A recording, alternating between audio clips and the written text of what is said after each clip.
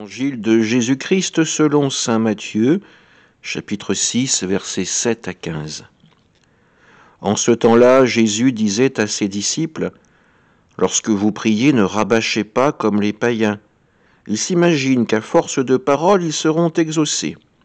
Ne les imitez donc pas, car votre Père sait de quoi vous avez besoin avant même que vous l'ayez demandé. Vous donc priez ainsi. Notre Père qui es aux cieux, que ton nom soit sanctifié, que ton règne vienne, que ta volonté soit faite sur la terre comme au ciel. Donne-nous aujourd'hui notre pain de ce jour. Remets-nous nos dettes, comme nous-mêmes nous remettons leurs dettes à nos débiteurs. Et ne nous laisse pas entrer en tentation, mais délivre-nous du mal. Car si vous pardonnez aux hommes leurs fautes, votre Père céleste vous pardonnera aussi. Mais si vous ne pardonnez pas aux hommes, votre Père non plus ne pardonnera pas vos fautes. Acclamons la parole de Dieu.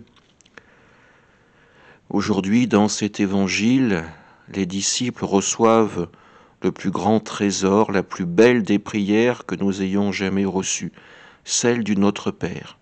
Cette prière qui nous accompagne chaque jour dans notre relation avec le Seigneur. Celui que nous pouvons appeler Père, celui à qui nous pouvons confier nos doutes et nos espérances, mais aussi nos joies. Celui qui vient nous donner la nourriture spirituelle dont nous avons besoin. Celui qui peut pardonner nos péchés et nous aider à marcher à la suite du Christ vers son royaume. Mais Jésus nous prévient, il nous met en garde. Ne rabâchons pas.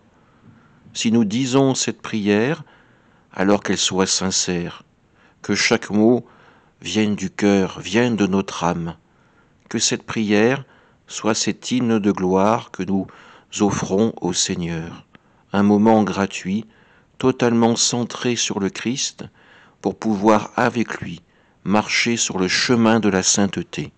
Amen.